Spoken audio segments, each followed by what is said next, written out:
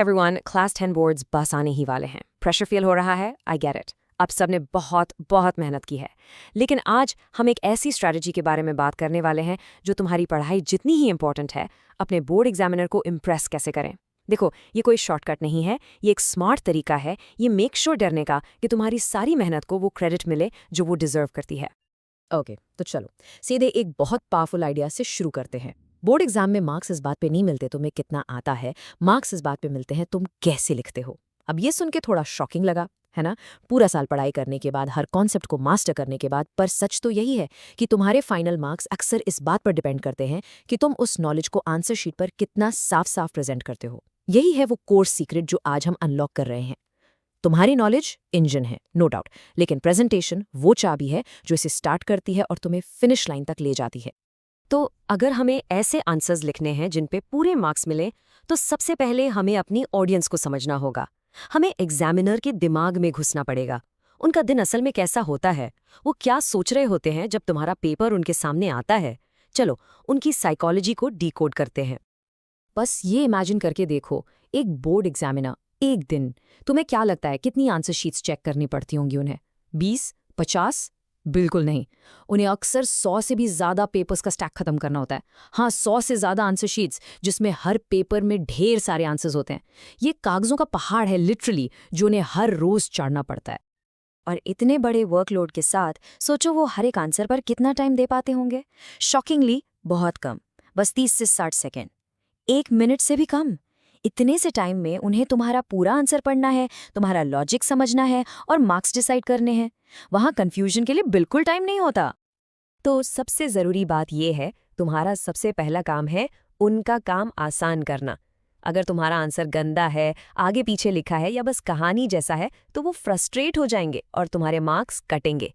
लेकिन अगर तुम्हारा आंसर एकदम साफ, अच्छे से स्ट्रक्चर्ड और सीधा पॉइंट पर है, तो उन्हें आराम मिलेगा और वो खुशी खुशी तुम्हें पूरे मार्क्स दे देंगे।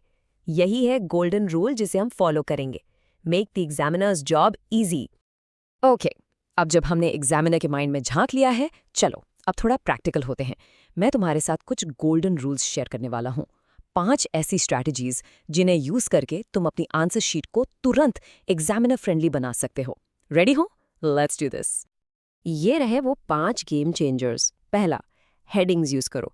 ये तुम्हारे आंसर के लिए एक रोड मैप जैसा है, जो एग्जामिनर को बताता है कि तुमने सब कुछ कवर किया है। दूसरा, कीवर्ड्स को अंडरलाइन करो। पेंसिल से आराम से 2 या 3 सबसे इंपॉर्टेंट टर्म्स को अंडरलाइन कर दो। ये उनकी आंखों के लिए एक हाइलाइटर का काम करता है। तीसरी चीज, डायग्राम्स बनाओ। एक सिंपल, अच्छे से लेबल किया हुआ डायग्राम भी ना एक विजुअल समरी का काम करता है। ये मार्क्स पाने का शॉर्टकट है। चौथा, अपने स्टेप्स दिखाओ। मैथ्स और साइंस में ये पार्शियल क्रेडिट दिलवाता है, भले ही फाइनल आंसर गलत क्यों ना हो। और आखिर में, स्टार्ट स्ट्रॉन्ग। पहली कुछ लाइंस ही पूरा टोन सेट कर देती हैं। उन्हें डायरेक्ट, कॉन्फिडेंट और एकदम क्लियर लिखो। ये गोल्डन रूल्स यूनिवर्सल हैं, ये हर जगह अप्लाई होते हैं, लेकिन हर सब्जेक्ट की अपनी एक पर्सनालिटी होती है ना? तो चलो अब थोड़ा जूम इन करते हैं और देखते हैं कि अलग अलग सब्जेक्ट्स में इन रूल्स को अप्लाई करने के लिए क्या स्पेशल टिप्स हैं। चलो सब्जेक्ट वाइज ब्रेकडाउन करते हैं। साइंस के लिए परफेक्ट आंसर का फॉर्मूला है एक क्लियर डेफिनेशन प्लस एक साफ सुथरा डायग्राम प्लस उससे रिलेटेड इक्वेशन। ये एक विनिंग कॉम्बो है। मैथ्स में हमेशा फॉर्मूला से शुरू करो, फिर अपने स्टेप बाय स्टेप सोल्यूशन दिखाओ, और ये बहुत ज़रूरी है, हमेशा फाइनल आंसर को एक बॉक्स में डालो ताकि वो अलग से दिखे। सोशल स्टडीज़ के लिए स्ट्रैटेजी है स्ट्रॉन्ग हेडिंग्स, अंडरलाइंड कीवर्ड्स और अपने पॉइंट को सपोर्ट करने के लिए एक सॉलिड एग्जाम्पल। और लैंग्वेजेस में सिंपल लैंग्वेज, क्लियर आइडियाज़ और पैराग्राफ्स के बीच में अच्छी स्पेसिंग पर फोकस करो ताकि पढ़ने में आसान हो। ठीक है, हमने ये तो देख लिया कि क्या करना है, पर ये जानना भी उतना ही ज़रूरी है कि क्या नहीं करना है। चलो कुछ ऐसी कॉमन मिस्टेक्स देखते हैं जो एग्जामिनर्स को सच में इरिटेट करती हैं और तुम्हारे मेहनत से कमाए हुए मार्क्स काट सकती हैं।